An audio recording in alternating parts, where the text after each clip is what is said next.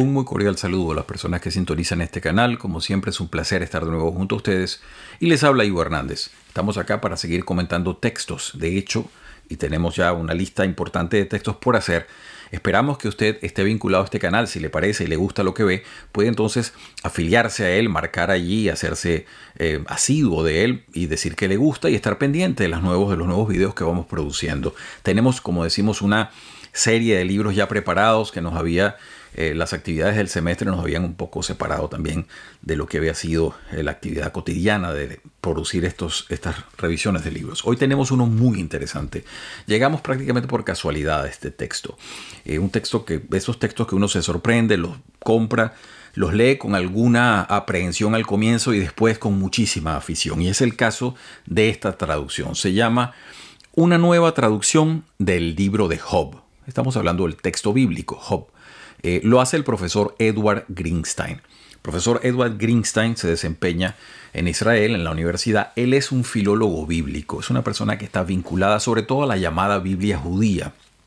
Nosotros aquí, metodológicamente, no le llamamos Antiguo Testamento, como después el cristianismo, tratando de buscarse un pasado, pretendió hacer. Y de hecho, en el cristianismo se habla del Viejo Testamento y el Nuevo Testamento, cual si hubiese una vinculación. Eso es dudoso que la haya y los estudiosos en la materia siempre llaman a cautela cuando se trata de vincular estas dos montañas literarias que son muy importantes ambas. En el caso de la Biblia judía, que se le conoce como Tanaj en español, nosotros la describimos T-A-N-A-J, en hebreo se le llama Tanakh y termina K-H, y se llama así porque la Biblia judía se compone no solamente de la Torá, como mucha gente pretende rápidamente asociar, sino que tiene que ver con la Torá, que serían los libros de ley. Después vienen los Nevim, que serían los libros proféticos o los profetas, y los Ketuvim, que son los escritos varios. Job precisamente está agrupado dentro de los Ketuvim. Y es un libro muy interesante de muchas maneras.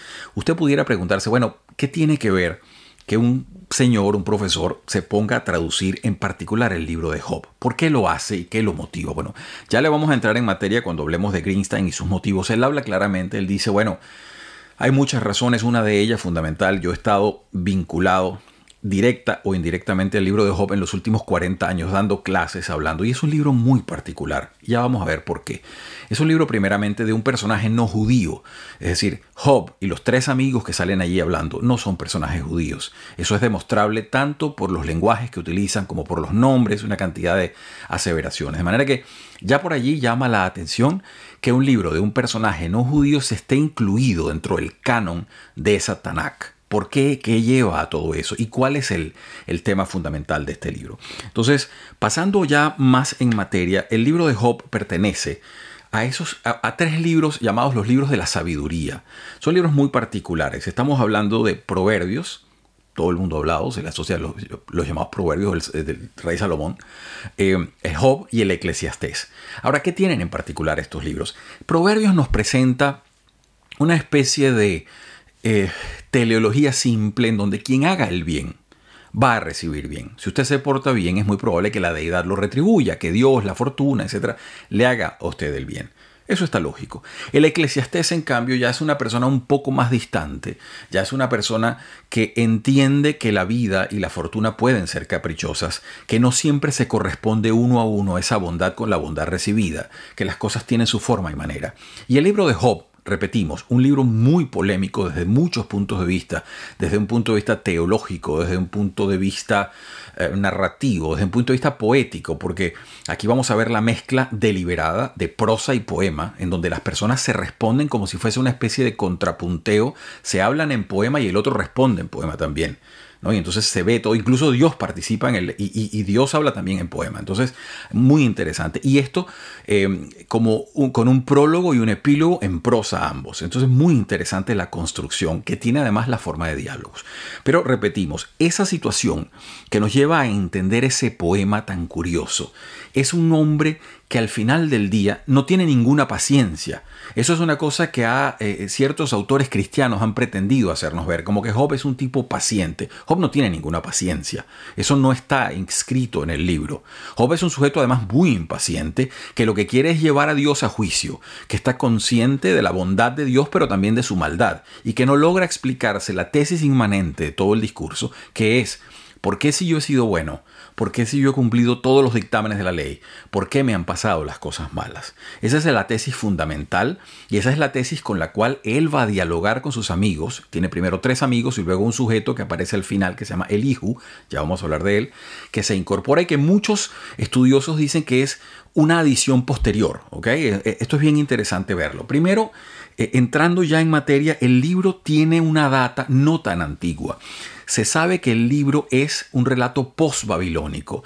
Como ustedes saben, las personas que están más o menos imbuidas en el tema de lo que ha sido la vida del pueblo judío ha migrado por todo lo que es el Medio Oriente en diversas oportunidades. Ha sido cautivo, Egipto, los asirios, Babilonia, en fin.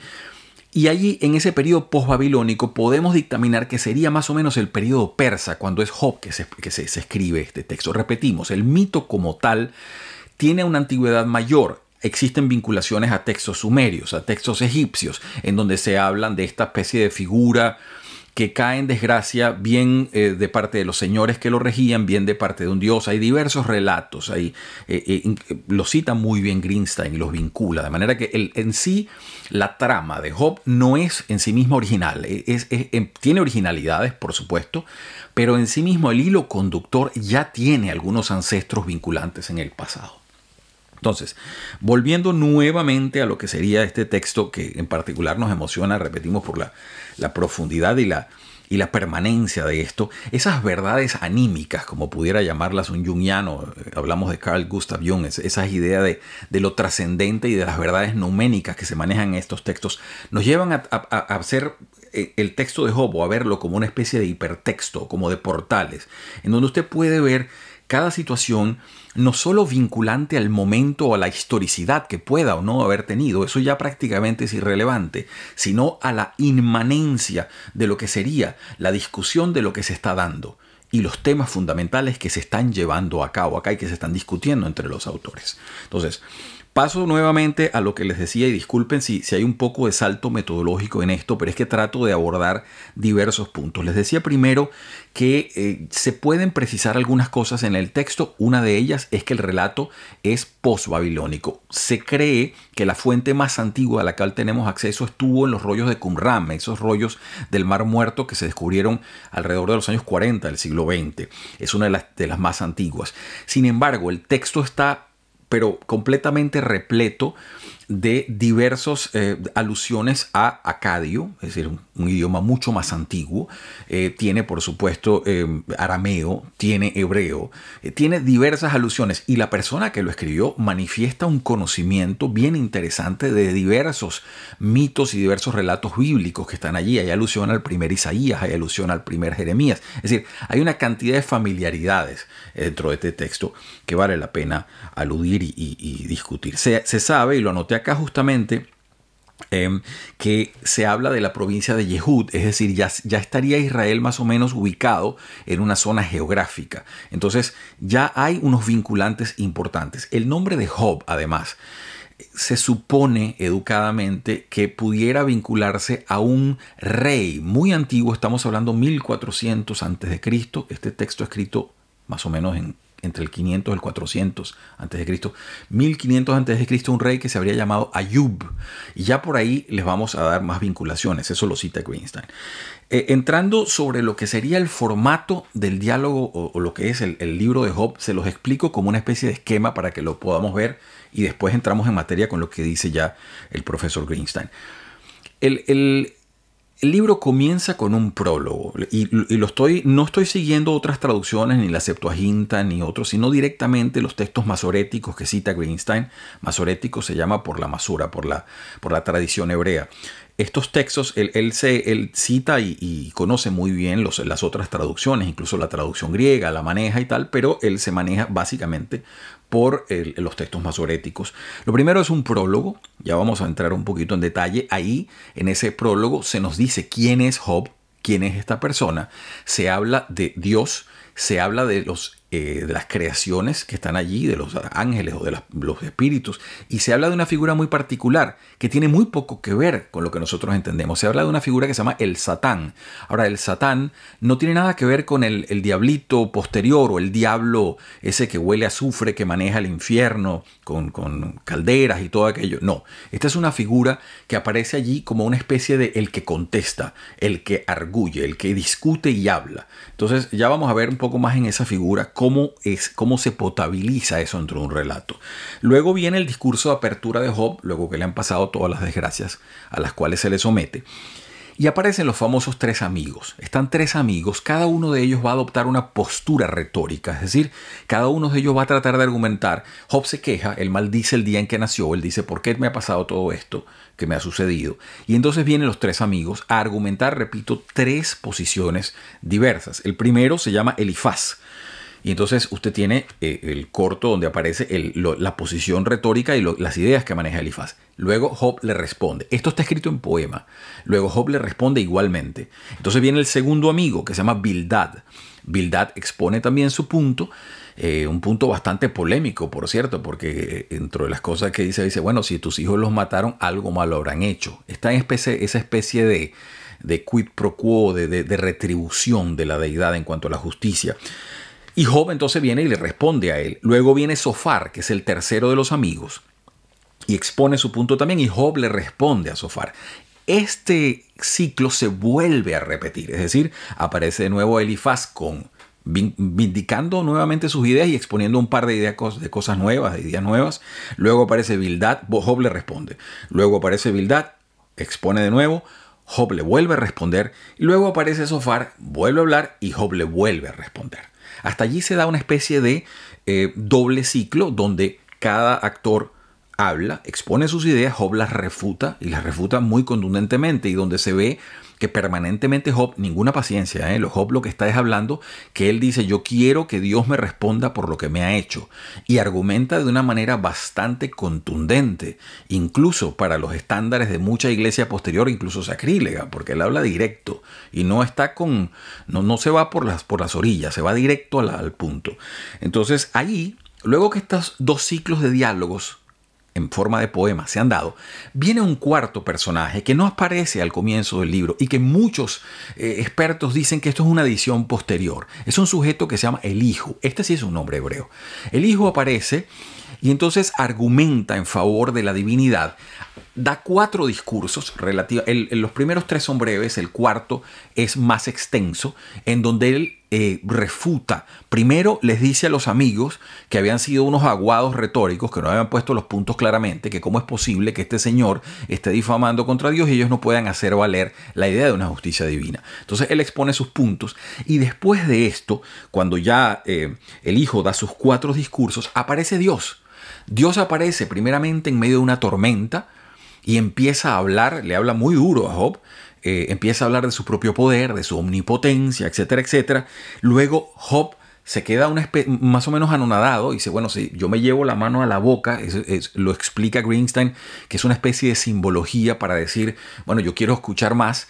Job, Dios interviene esa primera vez, Job hace ese brevísimo intermedio, entra de nuevamente la deidad y se lanza un discurso bastante curioso sobre 2 figuras mitológicas que son muy difíciles de explicar dentro del relato bíblico si uno se apega solamente a él y no entiende los mitos anteriores, mitos babilónicos y mitos muy anteriores a la Biblia, que es, por ejemplo, el caso del Behemoth, que es una bestia enorme de tierra, y el Leviatán, que es una especie de gran ballena que anda por los mares. Y entonces Dios se lanza una descripción enormemente detallada de cada una de estas 2 bestias y empieza a hablar de sí mismo y empieza a hablar de decir, a ti no te obedecen, me obedecen es a mí. Y en fin, hace una exposición de todo esto, a la cual Job escucha con mucho detalle, pero al final le dice, bueno, mira, muy bueno todo esto, pero los puntos que yo puse no han sido contestados. En ese momento se cierra la participación de la deidad y viene el epílogo de todo esto. Y el epílogo no puede ser más curioso, porque entonces Dios, en una especie de cambio anímico, se voltea y en lugar, después de que Job ha hecho toda esa exposición de tratar de llevarlo a juicio y decirle cómo es posible que tú, que has forjado leyes divinas, que se supone que debes retribuir el bien con el bien, pagas el mal con pagas el bien con el mal y me sucede todo esto a mí, etc. En ese momento hay una especie de viraje anímico de Dios y entonces le cae a los tres amigos al final en el epílogo y le dice: ustedes lo que tienen que hacer es sacrificar unos bueyes, unas vacas y pedirle perdón a Job por lo que le hicieron, etcétera, etcétera. Job incluso intercede por sus amigos para que la deidad no siga tan molesto como aparentemente está. Y entonces el libro remata de una manera muy inconsistente, si usted lo quiere ver así, o de una manera muy críptica, también lo puede ver, que es que a Job se le retribuyen hijos e hijas, los mismos que había perdido, no sabemos, u otros, y una cantidad de bienes materiales. Así termina el libro y entonces Job termina como una especie de profeta. El lenguaje es muy parecido a como se hablaba de Matusalén y de todos los antiguos, es decir, vivió muchos años, se le dice 140 años, y terminó sus días en paz, etcétera, etcétera. Entonces queda la moraleja de todo lo que pasó en el medio. Ya para no cansarlos con mucha más charla, voy a leer un par de cosas de las que dice Greenstein en un libro, repito, que es el que nos ocupa hoy. Esto es la traducción de Job de Edward Greenstein, el profesor de la universidad, creo que es en Jerusalén, no estoy seguro, él mismo dice ahora. Este libro fue publicado por la Universidad de Yale, por cierto, muy interesante y muy bien hecho. Dice acá lo siguiente: la primera traducción que tenemos del libro de Job está en los rollos del Mar Muerto en Qumran. Y bueno, es una de las interpretaciones que estamos manejando. Dice acá: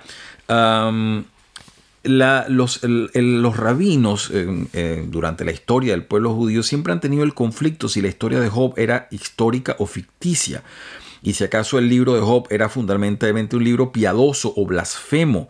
Las fuentes cristianas primitivas inmortalizaron la idea de un Job paciente, viendo en él una especie de servidor sufriente, ¿no? Como digamos Isaías 53, por ahí una prefiguración de Jesucristo, quien a pesar de ser inocente, sufría calladamente y todo eso. Es decir, Job sirvió como una especie de antecedente a la figura de Cristo después, que no lo es para nada si usted lee el texto. No lo es cuando menos en el sentido de que él no es ningún paciente, para nada es paciente Job. Está bastante desesperado y lo que quiere es demostrar que él tiene razón y que Dios está equivocado. Dice acá, él habla un poquito también de los ancestros que existen. Existen numerosos también, hay que decirlo. Yo no quisiera abotagarlos con enorme cantidad de fuentes. Él habla sobre las teodiceas babilónicas. La palabra teodicea, importante recordarlo, es un compuesto griego, teos, de Dios, dike, justicia, ¿no? Formaciones, digamos, relatos que buscan hacer la idea de Dios lógica, coherente, justa, no posible. Tiene un argumento acá, diversas fuentes, habla del Egipto del campesino elocuente, en fin, hay una cantidad de fórmulas. Paso a decirles más en cuanto a detalles. Tengo acá, estoy en la página, esto es el prólogo, la página 24. El libro de Job, el libro bíblico de Job, tiene una estructura particular. Abre y cierra con un relato, con una prosa, que, como todas las narrativas bíblicas, está escrita pues en buena prosa. El prólogo relata las circunstancias bajo cuales Job es un individuo particularmente perfecto o justo y Dios le aflige. Y en el epílogo se trata entonces de una forma en cómo Dios trata de reponer todo lo que había perdido este Job. Muy interesante ver cuando esto empieza a suceder, que en ese diálogo que se da en el prólogo entre Dios y el Satán, al principio Dios va cediendo. Al principio, cuando él empieza a hablar, bueno, te fijaste de mi siervo Job, etcétera, etcétera. Entonces, al final, el Satán le dice, bueno, mira, porque tiene tantos bienes, no es que sea tan justo, sino que él te quiere porque tú lo has ayudado mucho. Entonces, en la primera de esos diálogos, él dice, bueno, llévale, mueve todo lo que quieras, pero no lo toques a él. Y en la segunda, Satán le dice, bueno, lo que pasa es que la piel es el límite del sufrimiento humano. Todo lo que es piel adentro es lo que los humanos asumen como sufrimiento propio. Entonces ahí es cuando en la segunda dice, bueno, aflígelo, pero no tomes su vida. Esas serían las dos particularidades muy interesantemente llevadas acá en este libro. Estoy procurando leerles un pedacito de lo que dice acá sobre la figura de el Satán. Y dice lo siguiente. Estoy en la página 7, es decir, luego del prólogo que escribe el mismo Greenstein. Y dice acá, ¿dónde está el número 31? Ajá. Los mensajeros, aquí está, solamente si no tomes, no atentes contra su propia vida, puedes, es eso. Aparece en ese prólogo, por cierto, muy brevemente, luego desaparece, no aparece más esa figura, la mujer de Job. Y la mujer de Job solamente aparece para decirle o para pedirle que maldiga a Dios y que desaparezca y se muera, pues que asuma simplemente todo lo que ha sucedido.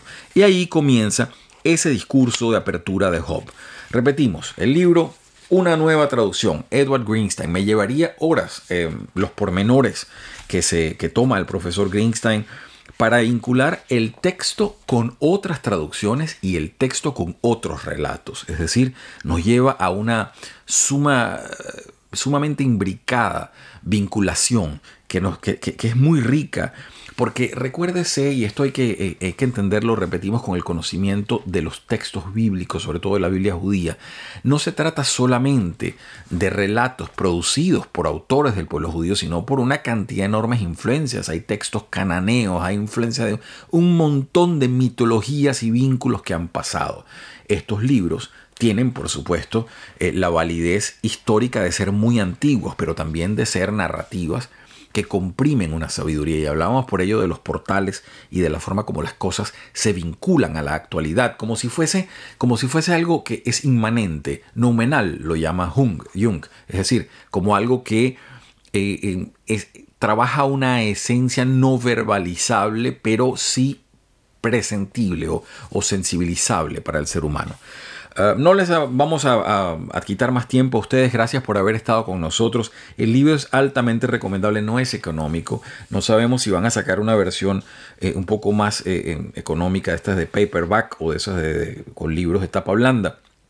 Pero es un libro altísimamente recomendable, muy bien trabajada la introducción del propio Greenstein y el libro en sí mismo. Repetimos, una nueva traducción del libro de Job, un problema importantísimo que nos lleva incluso a hasta nuestros tiempos. Es decir, ¿por qué una cosa o las cosas malas pueden sucederle a la gente buena si se supone que la justicia debería ser cuando menos retributiva?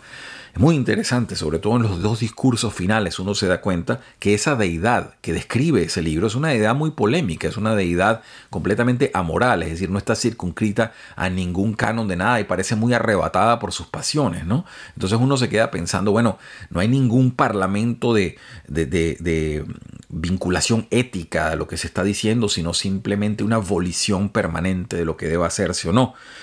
Muy interesante, repetimos, más allá de lo que pueda tener como significación de fe este texto.